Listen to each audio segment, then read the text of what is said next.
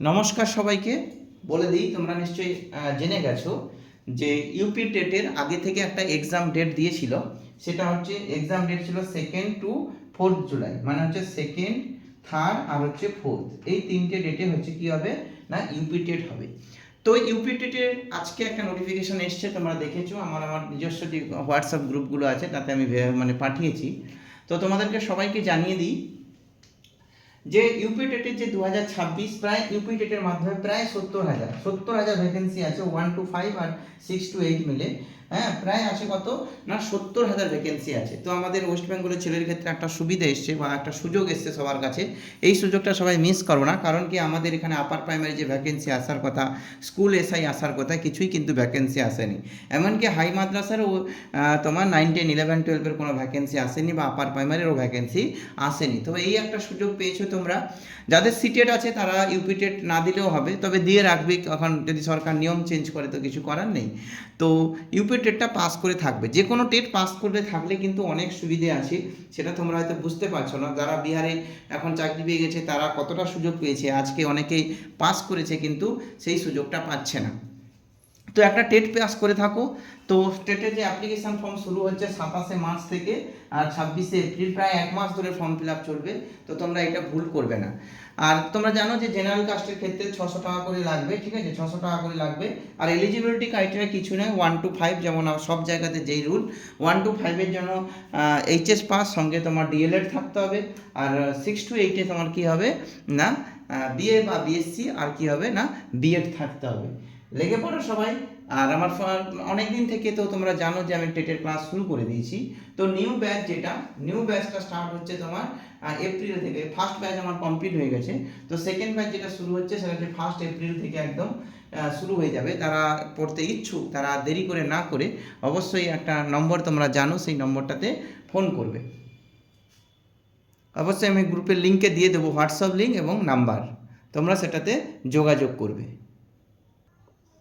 তো তোমরা দেখে নাও যে 1 to 5-এর যে সিলেবাসটা আছে সেটা হচ্ছে সিডিপি হচ্ছে 30, ঠিক আছে, চাইল্ড সাইকোলজি যেটা আমরা জানি। আর ল্যাঙ্গুয়েজ হচ্ছে 1, ল্যাঙ্গুয়েজ 1 হিসেবে হিন্দি হচ্ছে 30, হিন্দিটাও আমি কিন্তু পড়াই। হ্যাঁ, নেক্সট হচ্ছে কি ল্যাঙ্গুয়েজ 2, ল্যাঙ্গুয়েজ 2-তে তোমাকে যে কোনো একটা হচ্ছে ইংলিশ, উর্দু অথবা সংস্কৃত, যে কোনো একটা রাখলেই তোমার হবে। হয় ইংলিশ তুমি রাখতে পারো, নাহলে উর্দু রাখতে পারো, নাহলে সংস্কৃত রাখতে পারো।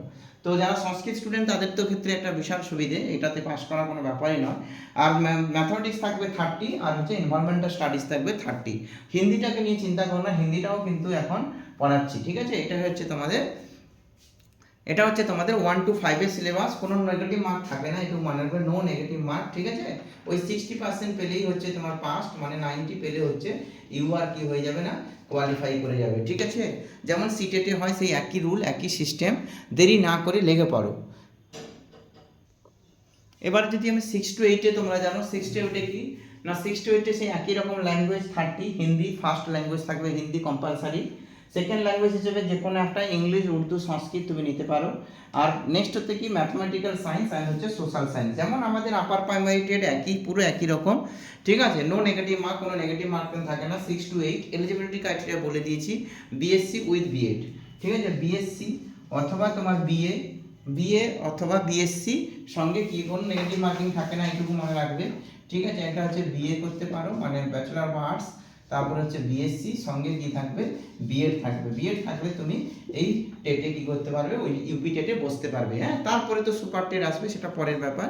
কিন্তু তোমরা দেরি না করে এদিক ওদিক ঘোরাঘুরি না করে একটা পড়ো, কারণ আমাদের রাজ্যে এখন যেহেতু কোনো টিচিং এক্সামের কোনো পরীক্ষা নেই, টিচিং এক্সাম বাদ দাও, যে কোনো এক্সাম যেহেতু পরীক্ষা নেই, এখন বাইরের রাজ্যের কথা ভাবতে হবে। এখনও সুযোগ আছে, প্রায় 70,000 থেকে আরও বেশি পরিমাণ 70,000-এর উপরে ভ্যাকেন্সি আসছে, ঠিক আছে। এটা পুরো একটা অপরচুনিটি। এখানেও আমরা আদার স্টেট হিসেবে 15% বিহারের মতো রিজার্ভেশন পেয়ে যাব। 15% হলেও মনে রাখতে পারো কতটা পরিমাণ সিট হচ্ছে। হ্যাঁ, 15 সাথে 100 হচ্ছে তোমার 105 মানে তোমার প্রায় দাঁড়িয়ে যাচ্ছে 10,000-এর কাছাকাছি আমরা ভ্যাকেন্সি কিন্তু ইউআর এর জন্য খোলা থাকবে। ইউআর এর জন্য কত থাকবে, 10,000 মতো ভ্যাকেন্সি কি থাকবে না খোলা থাকবে। ইউআর হচ্ছে 10,000 মতো ভ্যাকেন্সি খোলা থাকবে। তো এই সুযোগ নষ্ট না করে যারা আমার সঙ্গে জুড়তে চাও, হোয়াটসঅ্যাপ হচ্ছে তোমাদের আছে, হোয়াটসঅ্যাপের লিঙ্ক আছে, ওখানে জুড়ে যাও। অথবা যদি তোমরা ফোন করে কিছু জানতে চাও, যদি জানার কিছু ইচ্ছা থাকে, তাহলে এই নাম্বারে সমস্ত কিছু তোমরা জানতে পারবে। 7585028741 কল করে সমস্ত কিছু জানতে পারবে। সমস্ত সাহায্য তোমরা এখানে পাবে। হিন্দি নিয়ে চিন্তা করবে না, হিন্দিও সুন্দরভাবে নোট দেওয়া হবে। পড়লে পাস করা কোনো ব্যাপার নয়, শুধু একটু করে, বেশি নয়। কেউ যদি সারাদিনে বেশি না, 2 ঘন্টা পড়ে, 2 আওয়ার্স যদি সময় দেয়, এইসব টেট পাস করা খুব একটা কঠিন বিষয় নয়। সবাইকে ভালো থাকবে সবাই, ধন্যবাদ সবাইকে। যদি ভালো লাগে ভিডিওটা অবশ্যই লাইক করবে, শেয়ার করবে। যদি কারোর উপকার হয় তাহলে সবাই তুমি জানো, যদি তুমি, অনেকেই হয়তো এইসব টেটের ব্যাপারগুলো জানতে পারে না, তো তোমরা যারা জানতে পারছো ফেসবুক বা ইউটিউবের মাধ্যমে, তারা অবশ্যই তাদেরকে শেয়ার করো বা বলে দাও, তাতে সবাই পরীক্ষাতে বসতে পারবে। ধন্যবাদ সবাইকে আবার।